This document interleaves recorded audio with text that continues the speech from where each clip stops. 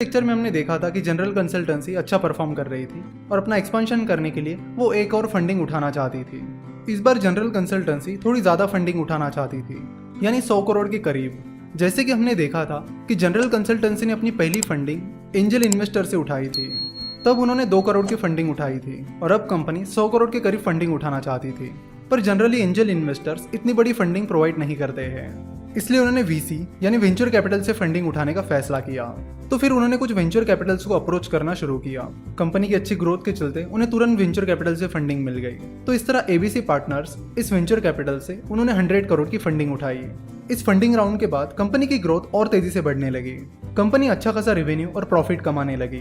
Company के अच्छे business के चलते जनरल कंसल्टेंसी का अच्छा नाम होने लगा और उन्हें अच्छे खासे कॉन्ट्रैक्ट्स भी मिलने लगे।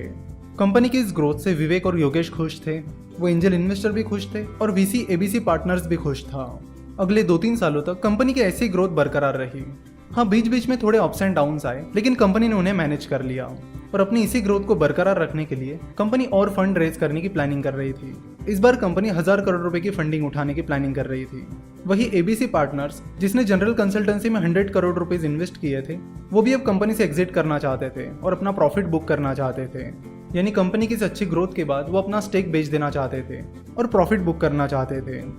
जब किसी कंपनी को अच्छा खासा पैसा रेज करना होता है, साथ ही कंपनी के कुछ इन्वेस्टर्स को कंपनी से एग्जिट करनी होती है, तो आईपीओ सबसे बेस्ट ऑप्शन होता है। आईपीओ का मतलब है इनिशियल पब्लिक ऑफरिंग।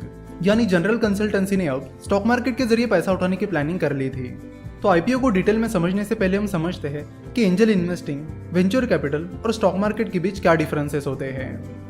जब कोई कंपनी स्टॉक मार्केट के जरिए पैसा उठा लेती है, उसके बाद कोई भी उन कंपनीज के शेयर्स बड़े आसानी से खरीद सकते हैं और बेच भी सकते हैं। वही अगर आप एंजल इन्वेस्टर हो और किसी स्टार्टअप में इन्वेस्ट करने की प्लानिंग कर रहे हो, तो किसी स्टार्टअप के शेयर्स खरीदना या उन शेयर्स को बेचना आसान नहीं होता है।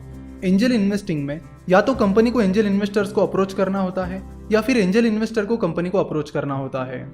और मान लो किसी एंजल इन्वेस्टर ने किसी स्टार्टअप में इन्वेस्टमेंट कर ली है, तो उन शेयर्स को बेचना आसान नहीं होता है। आपको किसी और इन्वेस्टर्स को ढूंढना होता है। अगर कोई इन्वेस्टर उस कंपनी में इन्वेस्ट करने के लिए इंटरेस्टेड है, तो आप उसे अपने शेयर्स बेच सकते हो, या फिर आपको उस स्टार्टअप के आईपीओ तक का इंतजार भी करना पड़ सकता है।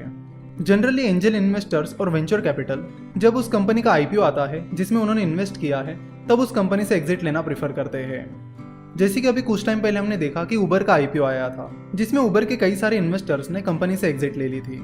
दूसरा डिफरेंस ये है कि एंजल इन्वेस्टर्स और वेंचर कैपिटल कंपनी में इन्वेस्ट तब करते हैं जब कंपनी अपने शुरुआती दौर में होती है, यानी जब कंपनी छोटी होती है। तो जब कंपनी छोटी होती है, तब कंपनी के पास ग्रोथ अपॉर्चुनिटीज काफी ज्यादा होती है, ग्रोथ की स्पीड भी ज्यादा होती है, but at the same time company fail होने के चांसेस भी बहुत ज्यादा होते हैं। तो अगर किसी एंजल इन्वेस्टर या वेंचर कैपिटल की इन्वेस्टमेंट सक्सेसफुल हो जाती है, तो वो उन्हें बहुत अच्छे रिटर्न देती है। वही जब कंपनी स्टॉक मार्केट में आ जाती है, तब तक कंपनी एक बड़े लेवल पर पहुंच चुकी होती है, जहां से बहुत ही कम कंपनीज एक्सपोनेंशियल ग्रोथ दिखाती है। यानी वहां से कंपनी जनरली उतनी तेजी से नहीं बढ़ पाती जितनी शुरुआती दौर में बढ़ पाती है। But at the same time जब तक कंपनी स्टॉक एक्सचेंज पर लिस्ट हो जाती है, तब तक कंपनी एक वेल सेटल्ड कंपनी बन जाती है, जहां से कंपनी के फेल होने के चांसेस कंपैरेटिवली कम हो जाते हैं, यानी कंपनी के शुरुआती दौर के मुकाबले कम हो जाते हैं। तो चाहे एंजल इन्वेस्टिंग हो, वेंचर कैपिटल फंडिंग हो या स्टॉक मार्केट हो, ये सारी इक्विटी फंडिंग के तरीके हैं। सो अगर आप एज एन एंजल इन्वेस्टर किसी स्टार्टअप में इन्वेस्ट करते हो या फिर स्टॉक मार्केट के जरिए किसी कंपनी के शेयर्स खरीदते हो, तो उसका मतलब है कि आप उस कंपनी को अपने पैसे देते हो और उसके बदले में कंपनी आपको कंपनी में भागीदारी देती है, यानी ओनरशिप देती है। तो यहाँ से आगे हम आईपीओ प्रोसेस को पूरी तरह से समझेंगे, साथ ही स्टॉक मार्केट को समझना यहाँ से हम शुरू कर देंगे। इसी स्टोरी को कंटिन्यू करके अगले लेक्चर में हम स्टॉक मार्केट के बारे में डिटेल में समझेंगे। देखिए, चाहे एंजल इन्वेस्टिंग हो, वेंचर कैपिटल हो या स्टॉक मार्केट हो, ये कोई उतनी भी कॉम्प्लेक्स चीज नहीं है जितनी आप समझते हो।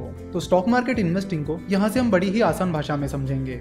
जैसे कि हमने देखा कि विवेक और योगेश की कंपनी जनरल कंसल्टेंसी ने आईपीओ के बारे में सोच लिया है, तो हम नेक्स्ट लेक्चर में देखेंगे कि आईपीओ होता क्या है, जनरल कंसल्टेंसी आईपीओ के लिए कैसे अप्लाई करेगी और कैसे वो स्टॉक मार्केट से पैसे उठाएगी।